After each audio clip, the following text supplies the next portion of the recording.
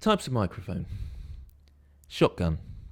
This type of microphone works well if you're alone. This is because it can be mounted on a camera so that the cinematographer does not have to manually control both the camera and the microphone, so an audio specialist does not have to be present. The only problem is the microphone only picks up audio that it's aimed at, so be careful with the position of the shotgun mic when using it. Handheld. These microphones are held in the hand of the person that's speaking and being questioned. This means that the handheld microphones are usually used in interviews and news broadcasts. This is because they are easy to use and the majority of people know how to use it. Lavalier. This is a mic that's used in interviews and news broadcasts. The microphone clips on a piece of clothing, meaning that no one has to operate the microphone, as well as the fact that it is easy to hide from the camera in shot and could make the scene more immersing. An omnidirectional or PZM. A flat reflective surface and is normally used to record sound in a room and multiple people. The problem with this microphone is that it picks up all surrounding sound in the room, which includes background sounds and ambient noises. So the operator has to make sure that there is minimal ambient and background sound in the room. Microphone pickup patterns. Different microphones have different pickup patterns. An omnidirectional mic has a pickup pattern in all directions. A bidirectional mic has pickup patterns in two directions opposite to each other. A unidirectional mic has pickup patterns in one direction. Cardioid picks up a wide radius of sound in front of the microphone. Supercardioid picks up a short radius of sound but a longer range than cardioid. Groups of audio format. Different audio file formats have different benefits, such as uncompressed. These are formats where the file is not compressed. This means that there is no loss of quality in the audio file. The formats of these files mainly consist of WAV, AVU, AU, headerless, PCM. The bit rate will also be higher if the file is uncompressed, but the file size will be very large. Lossless. This is where an uncompressed file can be compressed into lossless file format so that the audio can then be edited but maintain the same bit rate and audio quality. These formats include FLAC, WV or WAVPAC, TTA, ATTRAC, Advanced Lossless. Lossy. This is where the file size is reduced through compression of the audio file. The result of this is that the bitrate and quality of the audio file is reduced and therefore less valuable. These formats include MP3, Vorbis, MusePack, AAC, ATTRAC, Windows Media Audio Lossy. The bitrate plays an important role in the overall quality of the audio file. MP3 format uses lossy data compression. The attraction to this storage is the ease of streaming and conveniently reduced storage of the audio file. It has an average bitrate of 128 kilobits per second. A WAV file is a format that is uncompressed, usually straight from the camera or microphone.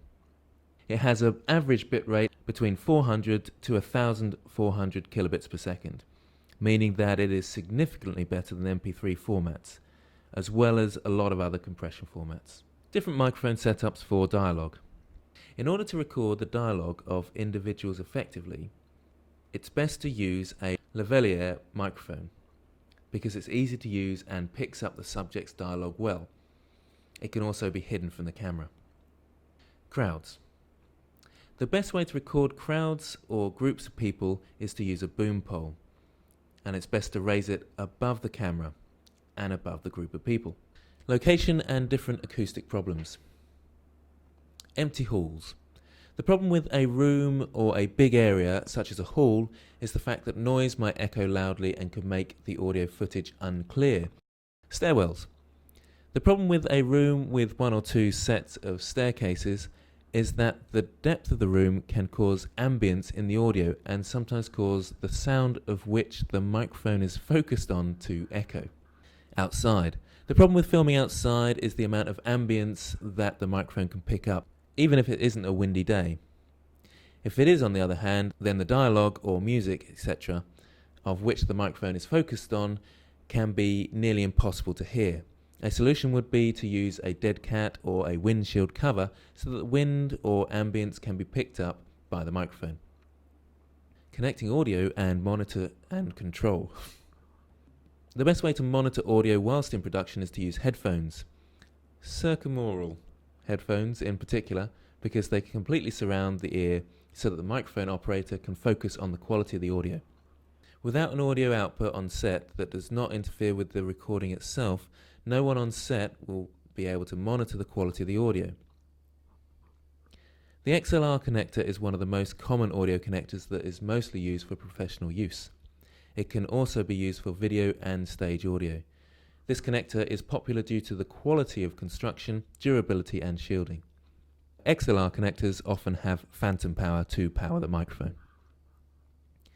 Phone connectors such as 3mm and a 1/4 inch connectors are the most common connectors and are used universally for phones, computers, microphones. But in terms of the audio production, these connectors are mainly used for dictaphones and cassette recorders, which are mainly used for off-screen audio dialogue. Audio techniques in film. This is where the audio of the film matches the pace and tension of the scene, such as if the scene is slow-paced, so would the sound, music and speech be. An example of this would be the opening to James Bond, Quantum of Solace.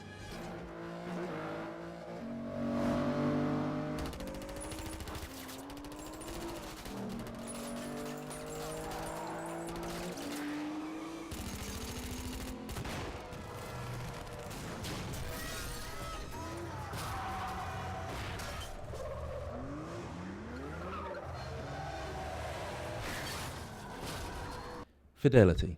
This is the expectation of sound that is appropriate to the scene or not.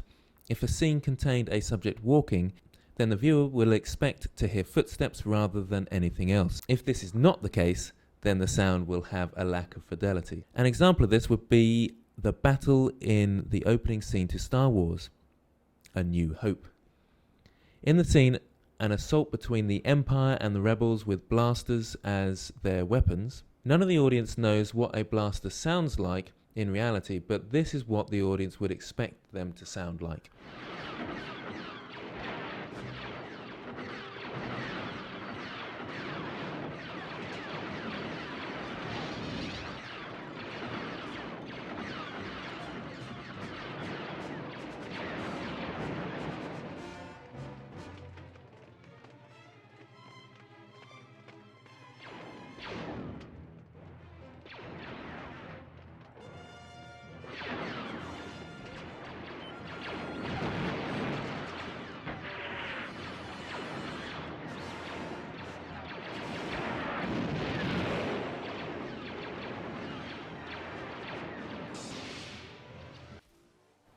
Parallel.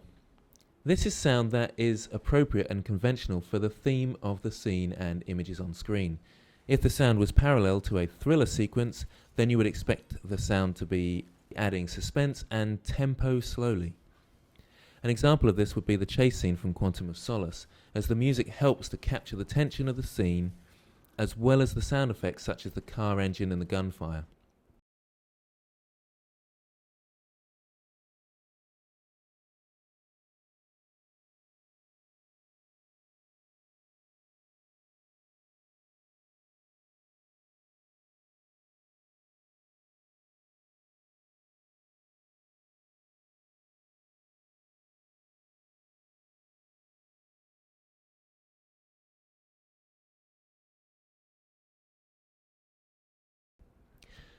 Contrapuntal. This is the opposite to parallel sound, as these sounds are not conventional to the theme of the scene. If the sound was contrapuntal to a thriller sequence, then the sound wouldn't add suspense or tempo to purposely make the sound feel out of place. Such as this scene from Snatch, where after Gorgeous George has been almost fatally knocked out by Mickey, Golden Brown by the Stranglers is playing in the background. It's the ironic choice in music that complements the scene to make the scene more cheerful than it actually is.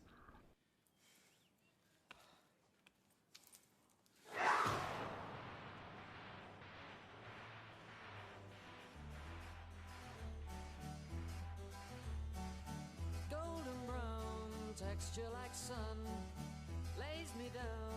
With my mind she runs throughout the night. No need to fight, never a frown with golden brown. Synchronous and asynchronous. Synchronous sound is where the sound is in sync with the supposed sound of the scene.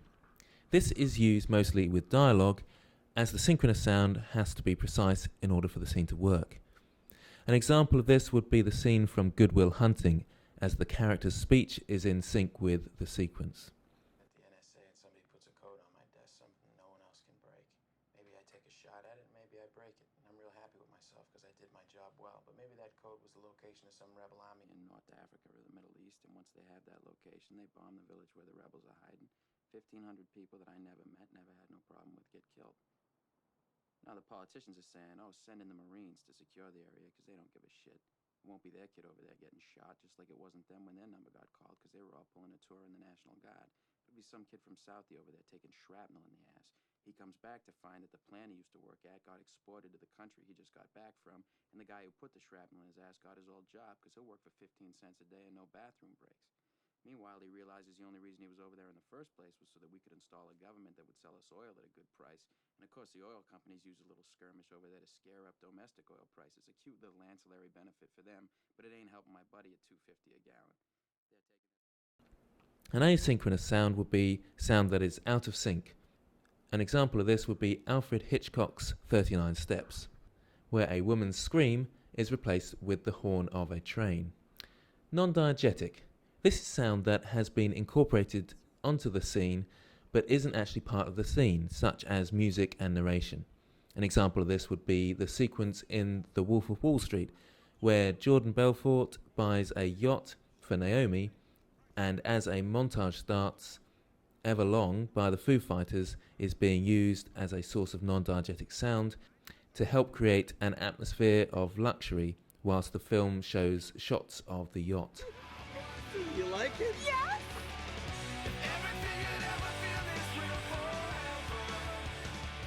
For 3 weeks, we sailed the Naomi through the Caribbean, eventually taking her home. Also, Jordan Belfort's narration throughout the film will also be non-diegetic because his narration has been added to the scene and is not supposed to be in the scene. Diegetic.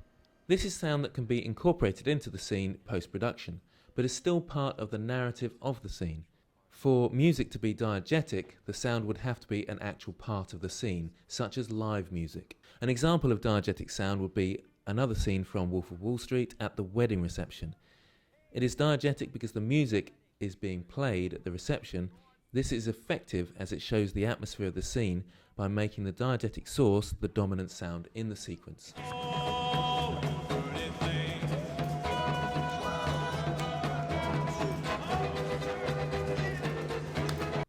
Transitions in volume can change the whole atmosphere of the scene or sequence.